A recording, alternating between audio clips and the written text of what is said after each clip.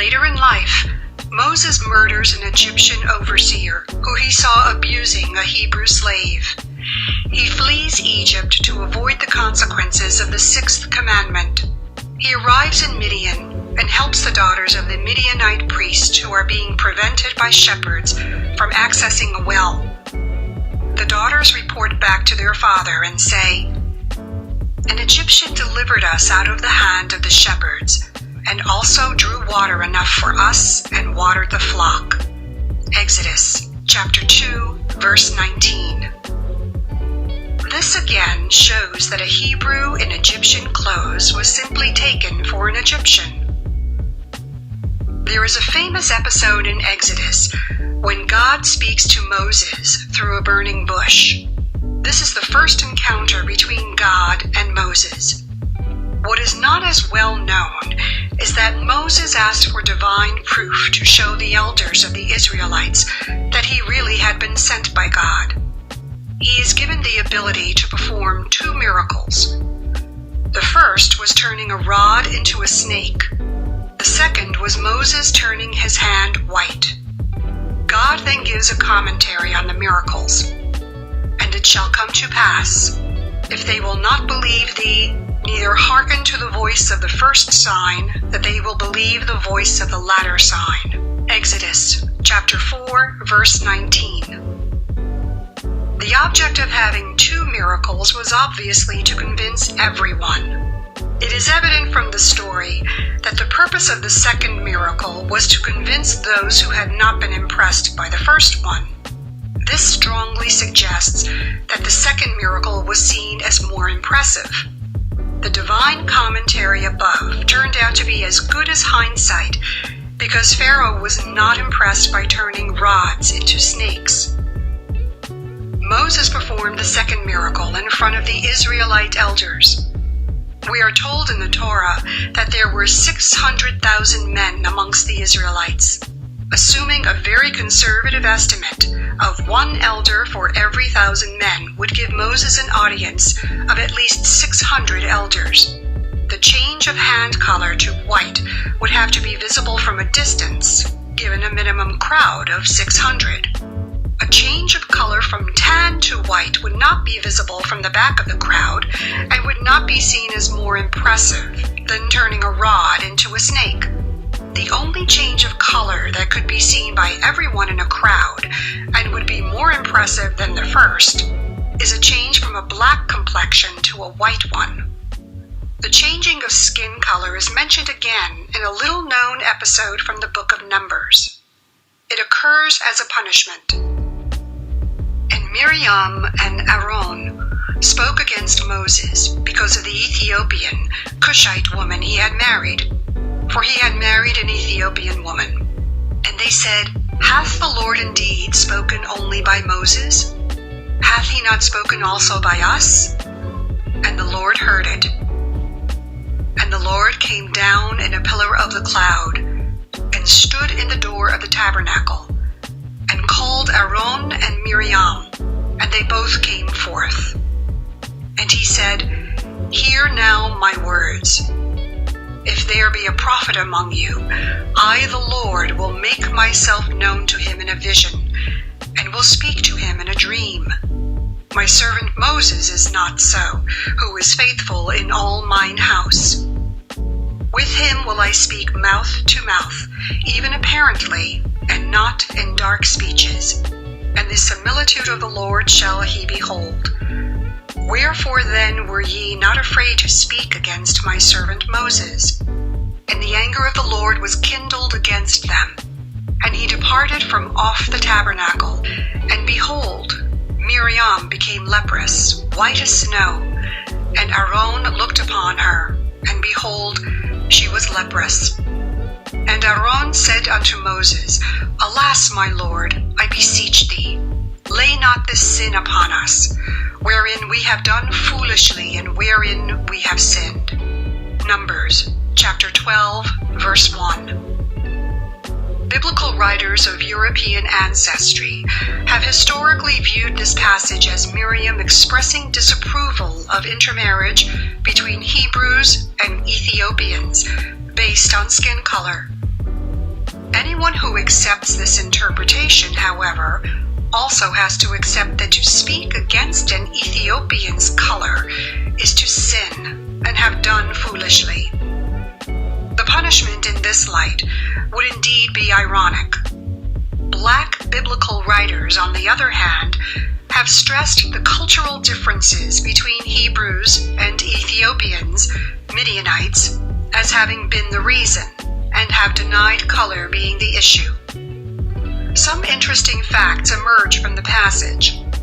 Even though the origins of the problem appear to be with speaking against the Ethiopian wife, God does not mention the wife at all in his rebuke. His concern is with the critique of the uniqueness of the relationship between God and Moses, a critique he corrects. God then becomes angry and specifically punishes Miriam. A reconstructed picture emerges if we include facts known about these individuals from elsewhere in the Bible and combine them with common sense about human nature. The first expression of dissatisfaction is in verse 1, where Miriam, Moses' older sister, the wife is referred to as the Ethiopian, simply to identify her in what was very likely a polygamous household. This Ethiopian woman was the daughter of the priest of Midian, Exodus chapter 2, verse 16. She is elsewhere named as Zipporah, Exodus chapter 2, verse 21. She was clearly outspoken and would not hesitate to chastise Moses when he neglected his duties.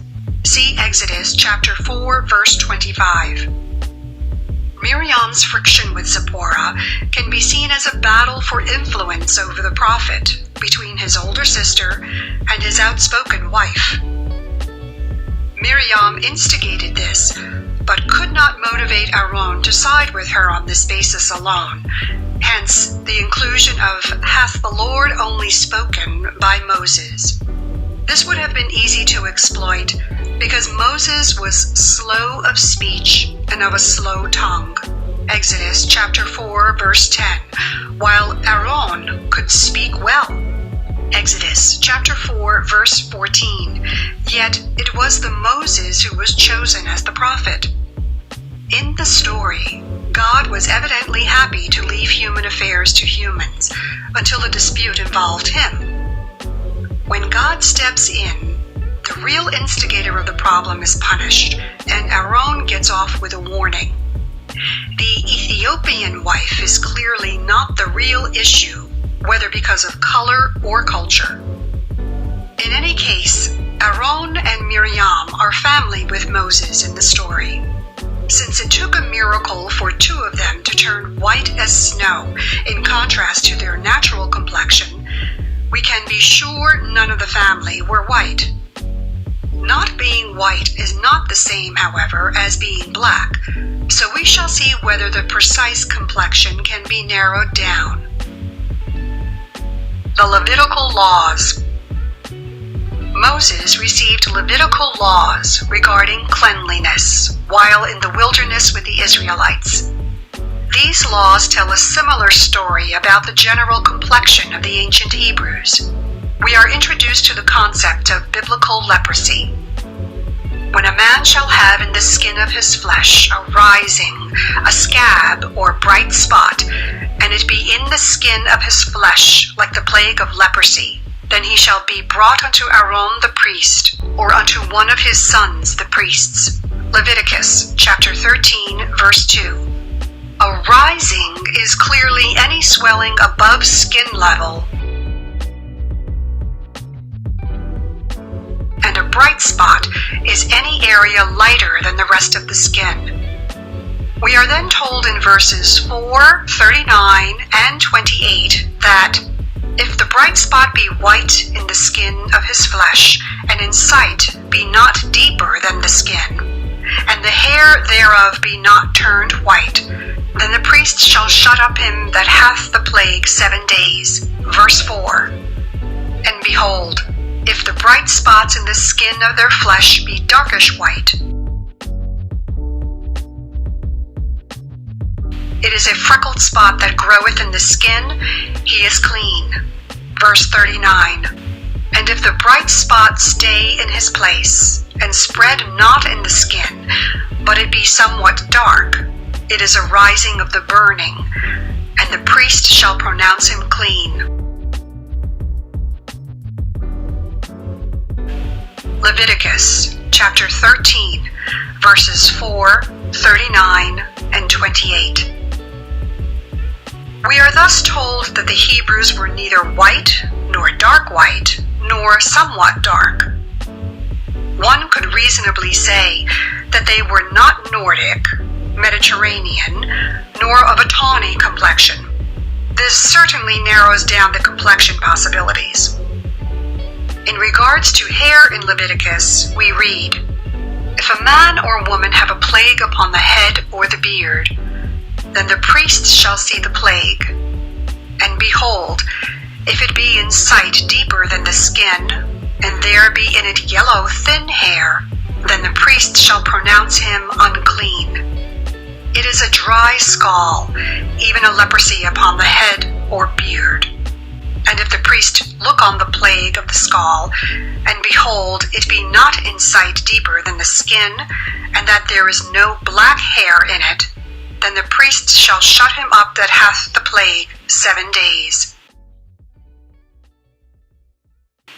Leviticus chapter 13, verses 29 to 31. It is clear from the above that yellow thin hair in this context was considered unclean.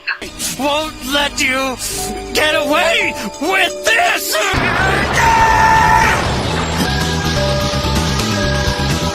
While black hair was the general hair color of the Hebrews. In conjunction with the complexion implied by the leprosy laws, this strongly suggests people of African appearance.